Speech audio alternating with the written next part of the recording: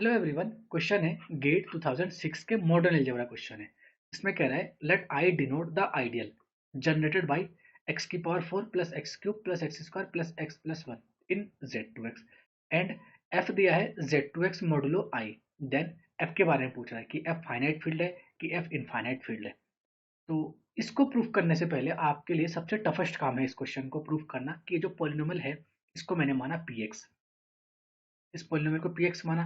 ये जो polynomial px है ये इरेड्यूसिबल है, क्योंकि अगर ये इरेड्यूसिबल हो गया तो क्वेश्चन सॉल्व हो गया। तो ध्यान रखिएगा इस क्वेश्चन का सबसे टफेस्ट पार्ट है इसको इरेड्यूसिबल प्रूफ करना। रूट मेथड से ये नहीं हो सकता क्योंकि ये डिग्री 4 का है और root method up to degree 3 तक अप्लाई कर सकते हैं हम। ठीक है, तो मैं काम करता हूँ। जो भी आपका पॉलिनोमियल px दिया है देखो कैसे प्रूफ करेंगे। px is equal to X की power 4 plus X square sorry X cube plus X square plus X plus one. सबसे पहले तो इस पॉलिनोमियल के जो फील्ड आपका दिया है देखो, आपका जो Z2 दिया है ना, that I denote the ideal generated by px equal to in Z2x, मतलब जो भी पॉलिनोमियल आएगा वो आएगा आपका Z2 से। ठीक है, तो Z2, और आपको पता होगा कि Z2 एक फील्ड होता है। ठीक है, Z2, तो Z2 का मतलब दो एलिमेंट आइदर जीरो और वन। तो पी जीरो की वैल्यू कितनी आएगी? पी जीरो की वैल्यू जब निकालेंगे तो आएगी आपकी वन, क्योंकि ये भी जीरो, ये जीरो, ये जीरो, ये जीरो, और वन जीरो है नहीं। ठीक है, सिमिलरली पी वन जब निकालेंगे तब कितना आएगा? तो वन प्लस वन फाइव आएगा, और जेड टू में फाइव की वैल्यू होती है वन, तो ये भी जीरो नहीं है। तो ये तो कंफर्म हो गया कि ये जो पॉलिनोमियल है इस पॉलिनोमियल का ना ही जीरो रूट है ना ही वन रूट है। ठीक है, तो अब मैं क्या करूंगा, इस पॉलिनोमियल जो भी पी एक्स है मैं किसी तरीके से प्रूफ करूंगा कि इसका एक फैक्टर कभी आप लीनियर नहीं ले सकते। एक फैक्टर, हाँ, मान लो एक फैक्टर आपने बनाया कुछ इस तरीके से, दिस क्रॉस दिस, मतलब कैसे भी बनाया हुआ, मान लो तीन है कि चार फैक्टर है, कैसा भी है, इनमें कोई भी एक फैक्टर, ठीक है, लीनियर नहीं हो सकता। कोई भी एक फैक्टर, पहले तो ये प्रूफ करूंगा। ठीक है, अगर लीनियर नहीं हो सकता तो फिर क्या हो सकता है क्वाड्रेटिक हो, क्योंकि एक्स की पावर फोर है ना। इसको आप किस किस तरीके से ब्रेक कर सकते हो? पहला, जब हम ब्रेक करेंगे तो हो सकता है कोई एक फैक्टर लीनियर हो।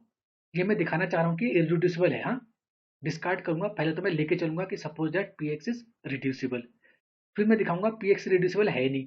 अगर पी एक्स रिड्यूसिबल नहीं है तो क्या बचा? इररिड्यूसिबल। ठीक है, वही कोशिश कर रहे हैं।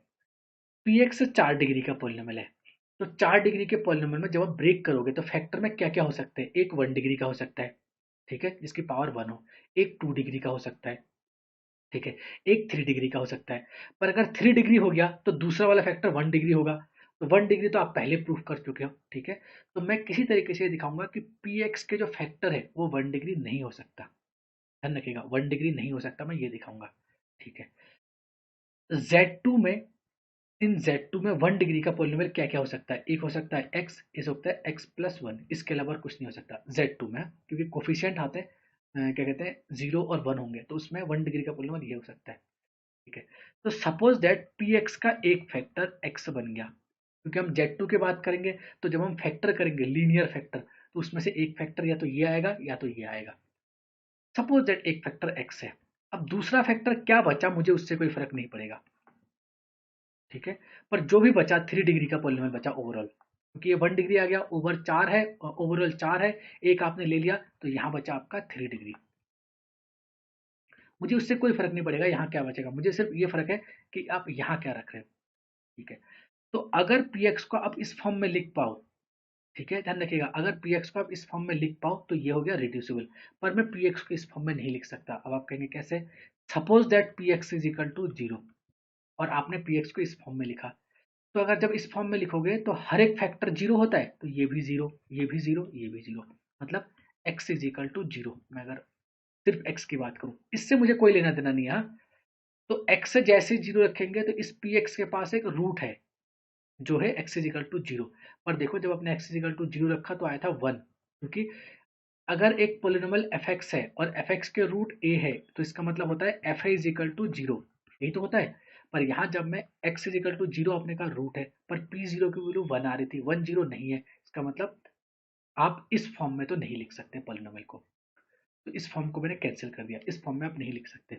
दूसरा, एक्स के जगह मैं कह रहा हूँ लीनियर फैक्टर, तो एक्स हो सकता है एक्स प्लस वन भी हो, तो मैंने क्या किया, P X is equal to X plus one, एक फैक्टर हो गया, दूसरे फैक्टर अगेन, हाँ कुछ भी हो सकता है, ठीक है, मतलब कुछ भी हो यहाँ मुझे उससे कोई फर्क नहीं पड़ेगा, पर जो भी बचेगा ये 3 डिग्री का बचेगा, 3 डिग्री, क्योंकि 1 डिग्री आप ले चुके हो यहाँ, टोटल पावर है 4, ठीक है।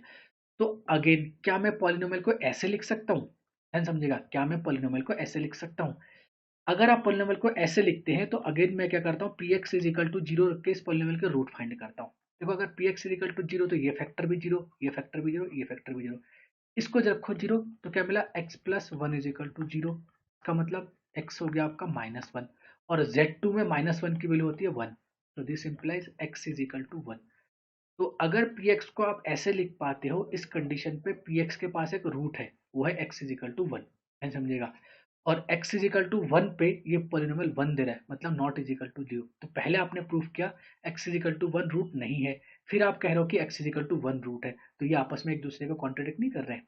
तो अगर ऐसा है तो हम इस फॉर्म में भी नहीं लिख सकते। तो लीनियर के दोनों फॉर्म कैंसिल हो गए, मतलब px को जब भी आप फैक्टर करोगे उसमें कभी भी लीनियर फॉर्म तो नहीं आ सकता, क्योंकि लीनियर के दो ही फॉर्म बन सकते हैं, एक ऐसा, दोनों कैंसिल कर दिया मैंने। अब हो सकता है कि लीनियर ना लिखो तो क्या बता हो सकता है, 2 डिग्री लिखो। तो अगर मैं 2 डिग्री लिखूं तो P X is equal to, suppose that आप इस फॉर्म में लिख रहे हैं, X square plus A X plus 1।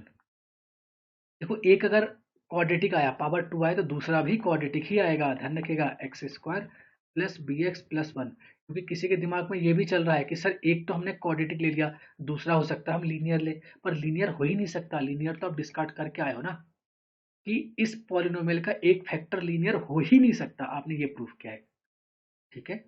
तो हो ही नहीं सकता, तो एक अगर क्वाड्रेटिक लोगे तो दूसरा भी क्वाड्रेटिक ही लेना पड़ेगा, एक तो ये। दूसरा किसी के दिमाग में आ रहा होगा कि सर हम पीएक्स को ऐसे ही क्यों ब्रेक कर रहे हैं, यहाँ मैं कुछ कोफिशिएंट क्यों नहीं ले रहा हूँ, यहाँ मैं 1 क्यों ले रहा हूँ, यहाँ एक्स स्क्वायर का कोफिशिएंट कुछ लेना चाहिए था, यहाँ भी कुछ लेना चाहिए था, जैसे हमने एक्स के साथ लिया और एक्स के साथ लिया। पर ध्यान से देखो बच्चों, आपका जो पोलिनोमियल पी एक्स है उसके x की पावर 4 का कोफिशिएंट भी है 1, ठीक है, और कांस्टेंट भी है 1, और कांस्टेंट और x की पावर 4 कोफिशिएंट 1 है, वो तभी आ सकता है जब मैं इसको इसके साथ मल्टीप्लाई करूं, तभी आएगा ना x की पावर 4, और एक्स स्क्वायर और एक्स स्क्वायर का जब मल्टीप्लाई करता हूँ तो आता है x की पावर 4, और मैं अगर यहाँ कुछ भी रख दूं ना तो यहाँ वो चीज आ जाएगा, पर आपको तो यहाँ 1 चाहिए, यहाँ 1 चाहिए के लिए मुझे यहाँ भी 1 रखना पड़ेगा और यहाँ भी 1 रखना पड़ेगा, एक तो ये। दूसरा, फिर से आप कह रहे हो सर कांस्टेंट को 1 क्यों रखे हम, है ना, देखो कांस्टेंट को कांस्टेंट से मल्टीप्लाई करोगे तभी तो कांस्टेंट आएगा, है ना, 1 से 1 मल्टीप्लाई आएगा तभी 1 आएगा, और यहाँ देखो लास्ट कोफिशिएंट है 1, तो 1 बनाने के लिए मैं अगर इस 1 के जगह कोई दूसरा एलिमेंट ले लूँ सी डी टाइप का, तो प्रोडक्ट होकर वही आ जाएगा, 1 नहीं आ पाएगा, तो इसलिए मैंने पॉलिनोमियल को ऐसे माना। अब क्या करते हैं, करो मल्टीप्लाई, तो आएगा एक्स की power 4 plus A X cube plus X square plus B X cube plus A B X square plus B X plus X square plus A X plus 1।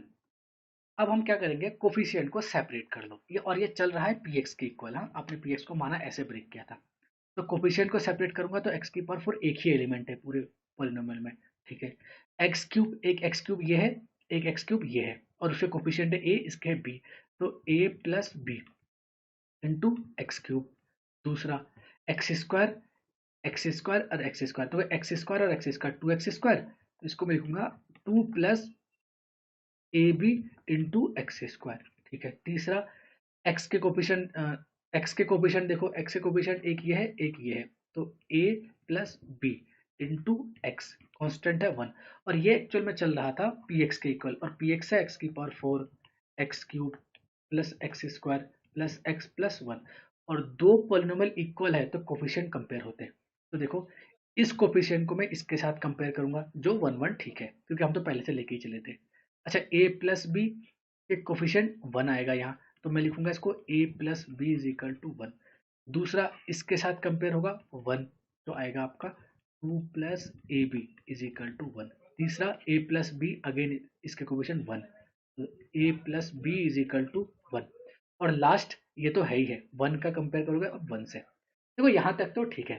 थोड़ा सा मॉडिफाइड करता हूँ इसको, तो इसको मैं A B is equal to 2 इधर आके आएगा -1, और फील्ड आपका दिया है Z2 में, Z2 में -1 की वैल्यू होती है 1।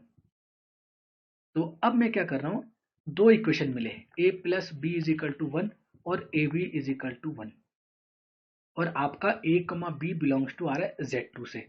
तो अगर a कमा बी Z2 से आए तो a को आप क्या रख सकते हो, या तो 0 या तो 1। अच्छा, b को क्या रख सकते हो, या तो 0 या तो 1, इसके अलावा कोई पॉसिबिलिटी नहीं है। तो मैं पेयर बनाता हूँ। सबसे पहले रखता हूँ a is equal to 0, b is equal to 0, दूसरा a is equal to 0, b is equal to 1, तीसरा a is equal to 1, b is equal to 0, और last a is equal to 1, b is equal to 1। यही तो सारे pair बनेंगे। तो मैं ये प्रूव करता हूँ कि हर पेयर के लिए ये दोनों इक्वेशन एक साथ होल्ड नहीं हो सकते। पहला देखो, जब a is equal to 0, b is equal to 0, तो लेफ्ट हैंड साइड में आ गया 0, राइट हैंड साइड में आ गया 1, तो 0 नॉट इज इक्वल टू 1, तो ये तो नहीं हो सकता।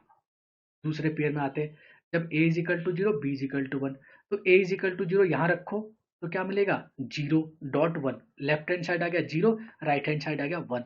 तो पहले में मैंने इसकी हेल्प से किया था, दूसरे में मैंने इसकी हेल्प से कर रहा हूँ, तो ये आएगा 0 नॉट इज इक्वल टू 1, तो ये भी नहीं हो सकता। तीसरा, a is equal to 0, b is sorry a is equal to 1, b is equal to 0, वो अगेन इसको डिस्कार्ड कर देगा, क्योंकि रखो a is equal to 1, b is equal to 0, left hand side आ जाएगा 0, राइट हैंड साइड आ जाएगा 1, तो 0 नॉट इज इक्वल टू 1, तो ये भी नहीं हो सकता। लास्ट, जब a is equal to 1, b is equal to 0, b is equal to 1 यहाँ रखो, तो 1 प्लस 1 2, तो 2 इज इक्वल टू 1, और Z2 में 2 की वैल्यू होती है 0, 0 इज इक्वल टू 1, ये पॉसिबल नहीं है। तो देखो एक भी केस पॉसिबल नहीं है। अल्टीमेटली मैं ये कहूँ कि ये दोनों इक्वेशन एक साथ होल्ड नहीं कर सकते, मतलब आप इस पॉलिनोमियल को इस फॉर्म में ब्रेक नहीं कर सकते। अब आते हैं दोबारा से, देखो px को आप लीनियर में ब्रेक नहीं कर सकते, क्योंकि लीनियर में यही संभावनाएं है, ठीक है। px को लीनियर के दोनों कैंसिल हो गए। px को आप क्वाड्रेटिक में ब्रेक नहीं कर सकते, इसका मतलब क्या हुआ कि px को आप ब्रेक कर ही नहीं सकते, क्योंकि 2 डिग्री खत्म हो गया, 1 डिग्री वाला खत्म हो गया, 2 डिग्री वाला खत्म हो गया। अब हो सकता है कि आपके दिमाग में 3 डिग्री वाला भी आए, पर देखो अगर px के एक फैक्टर 3 डिग्री हो गया तो दूसरा फैक्टर लीनियर हो गया, पर लीनियर में तो आप लिख नहीं सकते, ठीक है। तो ध्यान रखिएगा, px को आप ब्रेक नहीं कर सकते। तो अगर px को ब्रेक नहीं कर सकते तो this implies px is irreducible, this implies px जो भी था आपका x की power 4 x cube plus X square plus X plus 1 is irreducible.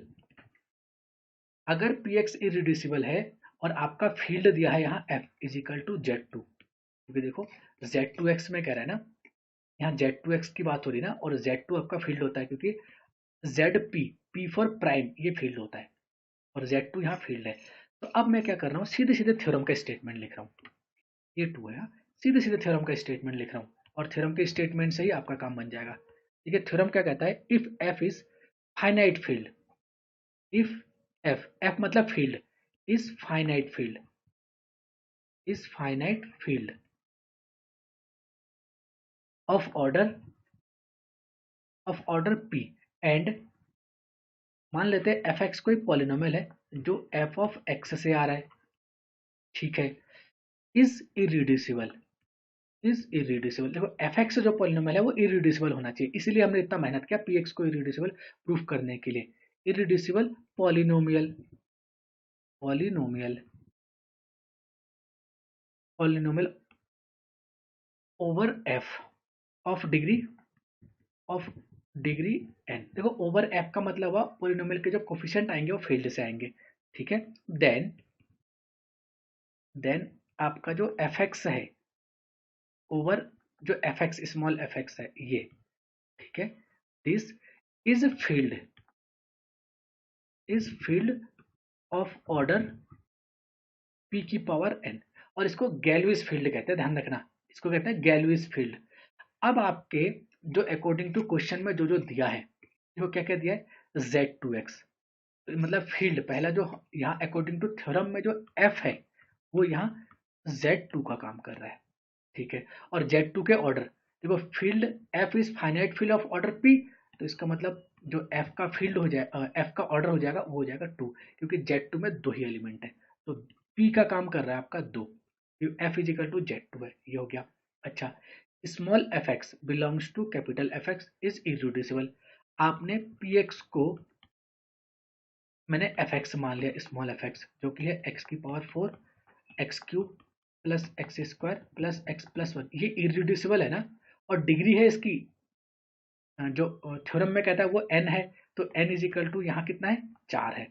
Then ये जो मोडुलो है ये फील्ड होगा जिसका ऑर्डर p की पावर n होगा, मतलब z2x, क्योंकि f का काम कर रहा है z, और देखो आपने जो हमने px माना था वो कह रहा है and I the ideal generate by this, मतलब एक आइडियल आई था जो इससे जनरेट हो रहा है, तो मैं आई को ऐसे लिखूं, I is equal to P X, ideal इससे जनरेट हो रहा है ना पी एक्स से, ठीक है, और पी एक्स की डिग्री है 4, तो मैं क्या लिखूं सीधे सीधे इसका ऑर्डर, देन इतना इस फील्ड ऑफ ऑर्डर पी की पावर एन, मतलब ये जो है वो फील्ड है, और इस फील्ड का ऑर्डर हो गया आपका पी की पावर एन, पी का काम कर रहा है 2, 2 की पावर 4।